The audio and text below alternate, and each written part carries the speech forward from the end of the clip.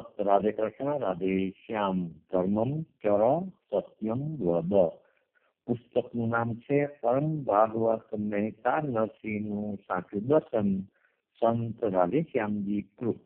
પ્રકરણ પહેલું, તત્વદર્શન એ જ સાચી શોધ, એટલે સત્યનું દર્શન એ જ સાચી શોધ.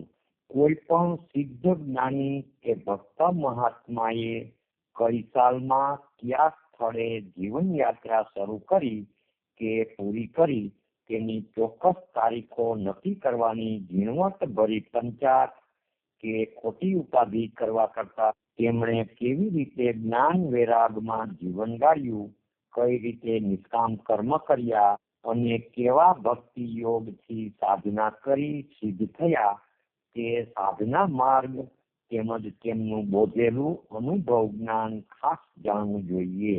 કેમ કે સંસારમાં બુડેલા જીવો જો આ જ્ઞાનને અમલમાં મૂકે તો જ પોતાનો ઉદ્ધાર કરી શકે. પણ કાળ જતા સંત મહાત્માના ચરિત્રમાં લોકસંગ, રંગબેરંગી વાણી, કલ્પનાઓની વાતો તથા ઇલમ ચર્ચાઓની વાતો ભેળવી તેના ખોટા મોહમાં પડી જઈ મહાત્માના ખરા જીવન ચરિત્રને પડતું મેલી પોતાના વ્યવહાર જેવો મહાત્માનો પણ જીવન વ્યવહાર ઘડી કાઢે છે. આમ પોતાને સાધવાનો ખરો રસ્તો શોધતા નથી. મહાત્માના સાચા સ્વરૂપનું ભાન થાય તો જ જીવ સાચે પંથે વળે ને મનખા દેહનું સાર્થક કરી શકે. મહાપુરુષોના જીવન ચરિત્ર લખાય છે તે મહાત્માના જીવન પછી ઘણે વર્ષે, એટલે સમાજના સ્થિતિકાળ બદલી ગયા હોય તે કાળના લેખકો પોતાના સમયને લક્ષ્યમાં રાખી ઘણે ભાગે લખે છે અને તે પણ મહાત્માનું બહારનું જીવન જ્યાં ત્યાંથી સાંભળીને દંતકથાને આધારે. આથી તેમાં અતિશયોક્તિ ઘણી હોય છે ને સાથે સાથે લેખકના મનોભાવ, આદર્શ, અટકળ, કલ્પના વગેરે પણ ખૂબ ભરેલ હોય છે. આથી જ ભક્તોના સાદા ને સરળ જીવનમાં ઘણી ખોટી મોહક રોચક વાતો દાખલ થઈ ગયેલી જોવામાં આવે છે. તે એટલે સુધી કે તેમાં વેદ ધર્મની છાયા પણ રહેવા દેતા નથી. ભક્તના જીવનમાં અધર્મ કે અનીતિનું નામ જ ન હોય, માટે જ નાભાજીકૃત ભક્તમાળ વગેરે બધી વાતોમાં ઇતબાર જ રાખી શકાય એમ નથી. આ વસ્તુનું સાચ તો જેણે ભક્તિ કરી હોય કે જ્ઞાનનું તત્વ જાણ્યું હોય તે જ જાણી કે સમજી શકે. સંસારના પ્રવાસી જીવો કોઈ આગળ કોઈ પાછળ કથા, વાર્તા, આખ્યાન સુધી પહોંચે છે અને તેમાં જ રાચ્યા કરે છે. પણ ધર્મ સેવન, ઉપાસના આદિ દ્વારા જ્ઞાનને કરણીમાં મૂકનાર જીવ ઊંચી બ્રહ્મજ્ઞાનની સ્થિતિ પ્રાપ્ત થયા પછી કોઈ પ્રપંચમાં પડતા નથી. જગતથી ઉપરામ પામે છે, તેથી જગત તે સ્થિતિને પારખી શકતું નથી. આમ નિર્ગુણ સ્વરૂપ પામેલા આદિ શંકરાચાર્ય જેવા જ્ઞાનીના તેમજ નરસિંહ મહેતા, મીરાબાઈ વગેરે તેની ભક્તના સ્વરૂપને કોઈ સાચી રીતે જાણી શક્યા નથી. તેથી જ સાહિત્યકારો, કવિઓ, કથાકારો, કીર્તનકારો વગેરેના મનપસંદ લખાણો, આખ્યાનો સંસારી સમજણવાળા ને તદ્દન જોડી કાઢેલા જોવામાં આવે છે. કેમ કે જ્ઞાની કે ભક્તની સ્થિતિના અનુભવ વિના સાચી સૂઝ ક્યાંથી આવે? અત્યારે મળતા મહેતાજીના જીવન ચરિત્ર દંતકથાઓ પરથી કવિઓ, લેખકો, પંડિતો, કીર્તનકારો કે કથાકારોએ ઘણા વર્ષ પછી પોતાને ગમે તેમ જોડી કાઢેલા છે. તેમના લખાણ કંઈક અટકળે કે અનુમાન અને કંઈક મનોવિલાસ રૂપ અલંકારી શબ્દ રચના કે મોહક યુક્તિ પર રચાયેલા વ્યવહારિક લોકોને ગમે તેવા હોય છે. તેઓ કલ્પનાથી લોકબુદ્ધિને રૂચે તેવી રોચક, કૌતુકભરી કે હાસ્યાસ્પદ વાતો બનાવી કાઢી લોકોના મનને આનંદ પમાડે છે. આમ મહેતાજીના પોતાના કથનથી તદ્દન ઉલટું ચરિત્ર બનાવી કાઢ્યું છે અને મહેતાજીએ પોતાના પદમાં શું લખ્યું છે તેનો જરા પણ ખ્યાલ રાખ્યો નથી. મહેતાજીના એકે પદમાં એમ નથી કે રા માંડલિકે તેની પરીક્ષા કરી, કે તેને સભામાં કેદ કર્યા, કે અંત્યજો સાથે સહવાસ કર્યો ને તેથી નાકે નાક બહાર મૂક્યા, કે પોતે પિતૃ શ્રાદ્ધ કર્યું ને નાક જમાડી, કે સામણસાના કે કુંવરબાઈના વ્યવહાર પ્રસંગમાં ગયા. આ કોઈ વાતનો ઉલ્લેખ જ નથી કે છાયા પણ નથી. છતાં પછીથી હેરત પમાડનારી વાતો જોડી કાઢવામાં આવી છે તે મિથ્યા ભ્રમ પમાડનારી છે. આવી બનાવટી વાતો ઘણી લખાણી છે, પણ મહેતાજીની ભક્તિ કેવી હતી, કે કેવું જીવન જીવતા હતા, તેનો વૈરાગ્ય કે જ્ઞાન અને ઉદાર પરમાર્થ કે પરમાત્મા માટે સ્વાર્થ ત્યાગ કેવા હતા, તે વાતનો કંઈ પણ વિમર્શ કે વિવેચન છે જ નહીં. લોકબુદ્ધિને પણ આવું ખોટું ચરિત્ર બની જતા તેને જ વળગી રહે છે અને ખરું સમજવા પરવા કરતા નથી. પોતાનું જ જમાવવાના મોહમાં આખ્યાનકારોને પણ ખરું શોધવાનું સૂઝતું નથી.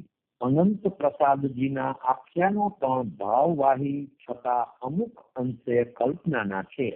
નાટક સિનેમા વાળા તો સાવ બન્યું ન હોય તેવું તદ્દન નવું ભયંકર વિકૃત સ્વરૂપ ઊભું કરે છે તે આપણે નજરે જોઈએ છીએ. આવી અનુમાનથી બનાવી કાઢેલી વાતો ભરોસાપાત્ર નથી હોતી. તે તો નરી સકામતા વધારી લોકોને ખોટે માર્ગે ચડાવે છે. કેમ કે આ લેખકો ત્યાગી નથી હોતા, જગતના વિષયોને આધીન હોય છે. ત્યાગ વગર, અસંગ વાસના શૂન્ય થયા વગર છેવટનું તત્વજ્ઞાન એટલે ખરું દર્શન થતું નથી. ત્યાં સુધી જ્ઞાન મેળવે તે પણ બોલવા પૂરતું, પણ પ્રભુને કે તેના ભક્તને ઓળખી કે ઓળખાવી ન શકે. તત્વદર્શન એ જ મોક્ષનો હેતુ છે. તે વિના તો જળ પ્રકૃતિની ત્રિગુણી જાળમાં ખેલતા જીવોના લખાણ આંધળા પાડાની રમત જેવા જ. કોઈ લૌકિક વિદ્યા કે કળા પણ ઉપાસના વિના સિદ્ધ થતી નથી. તો સૌથી શ્રેષ્ઠ એવી બ્રહ્મ વિદ્યા કે ઈશ્વરી ઘરનું જ્ઞાન કેમ મળે? જેમ ડોક્ટર થયા વિના ડોક્ટરની વિદ્યાનું અને ઇજનેર થયા વગર ઇજનેરની વિદ્યાનું તત્વ જણાય નહીં, તેમ ભક્તિ કર્યા વગર ભક્તની સ્થિતિ ને તેમાંય પ્રેમી ભક્તની દશા કેવી હોય તેનું લેખકોને સ્વપ્નું પણ ન હોય. શુષ્ક વેદાંતી પણ તેને કલ્પી શકતા નથી. પ્રથમ તો પ્રેમ ભજન શું, સાક્ષાત્કાર કે વસ્તુ દર્શન પણ ઘણો કાળ ધર્મ સેવન ને સદાચાર સાથે સ્મરણ, કીર્તન, ઉપાસના કર્યા પછી અંતર વિશુદ્ધતમ થાય ને શ્રીહરિની શરણાગતિથી તેની દયા થાય ત્યારે જ થાય. તે વિના તો લેખકો સંત ભક્તના જીવનનું સાચું દર્શન પોતે ન કરી શકે તો પછી બીજાને કેમ કરાવી શકે? માત્ર રંગબેરંગી મોહક વાણીથી કે તર્ક જાળથી જન મનોરંજન કરે એટલું જ. લોકો પણ આવા લખાણો, કથા વાર્તાઓ વગેરે વાંચીને કે સાંભળીને સત્સંગ કર્યાનો ગર્વ અનુભવે છે, પણ વાસ્તવમાં તેઓ કુસંગ જ કરતા હોય છે. અંદરની ને બહારની માયાના સંપૂર્ણ ત્યાગ વાળા જ્ઞાની કે ભક્ત થયા વિના અમૃત તત્વ મળતું નથી. અને ભગવાન જેવો પ્રકાશ આપે છે તેવો પ્રકાશ કોઈ પંડિત, કથાકાર કે પુસ્તકો આપી શકતા નથી. કેમ કે તેના દ્વારા મળતું શબ્દ જ્ઞાન પોપટિયું કે કેવળ વાણી વિલાસ રૂપ હોય છે. ત્યારે તત્વદર્શીને વસ્તુનું ખરું ભાન કે અનુભવ જ્ઞાન હોય છે. તેની સેવા ને પ્રભુ ભક્તિ વગર જીવ કાંઈ પ્રકાશ પામે નહીં. આમ સંતવર પરમ પ્રેમાસ્પદ મહેતા નરસિંહને કાઠિયાવાડ કે ગુજરાત ઓળખી શકેલ નથી. જેમ હરિ ભજ્યા વિના શ્રી હરિ સ્વરૂપનું ને આ જગત પ્રપંચના મિથ્યાપણાનું યથાર્થ જ્ઞાન થતું નથી, તેમ મહેતાજીને ભજ્યા વગર તેના સ્વરૂપનું યથાર્થ જ્ઞાન થાય જ નહીં. આ પુસ્તકમાં આપેલ રાજકોટના સંત જયુભાઈના ચરિત્ર પરથી સ્પષ્ટ જણાઈ આવશે કે સાચા જ્ઞાની કે ભક્તને સામાન્ય લોકો ઓળખી શકતા નથી. મીરાબાઈ, જલારામ વગેરેના ચરિત્રો પરથી પણ જણાશે કે કલિયુગમાં જ્ઞાન, ભક્તિ વગેરેના અનુભવ વગરના લેખકો કે સાક્ષરોએ લખેલા સંત મહાત્માના ચરિત્રો, દંતકથા પોતાની માન્યતા ને જમાના અનુસાર હોવાથી ભરોસા પાત્ર હોતા નથી. લોકોને પણ સત્ય હકીકત કરતા નવલકથા કે વાર્તા, નાટક, સિનેમા, પરચા આદિ બનાવટી કે ખોટું વધારે ગમે છે. આમ બધા અંધારામાં અકળાય છે. મહાપુરુષોને સાચી રીતે ઓળખી સમજી તેમના જીવનમાંથી બોધ લઈ પોતે તે પ્રમાણે આચરણ કરવું એ જ મહાપુરુષોની સાચી સેવા. મહેતાજીના પદોમાં નિષ્કામ ધર્મ કર્મ, સદાચાર, તત્વજ્ઞાન, શ્રદ્ધા ભક્તિ આદિ બધી જાતના પદ જોવામાં આવે છે. તેમાં વારંવાર કહે છે કે બીજા બધા કામ તજી હરિભજન કરવું એ મનુષ્ય જીવનનો મુખ્ય ઉદ્દેશ છે. ને હરિ ન ભજનાર માટે મહેતાજીએ ઘણા આકરા શબ્દો વાપર્યા છે. સ્વધર્મ ને અટલ શરણાગતિ સાથેની દ્રઢ ઉપાસના વિના કોઈ જીવ પ્રભુને ભજી શકતો નથી. શ્રી કૃષ્ણચંદ્ર દેવ કી જય, દ્વારિકાધીશ કી જય, રણછોડરાય કી જય, નરસિંહ રામ મહારાજ કી જય, સદગુરુદેવ કી જય. રાધે શ્યામ, રાધે શ્યામ.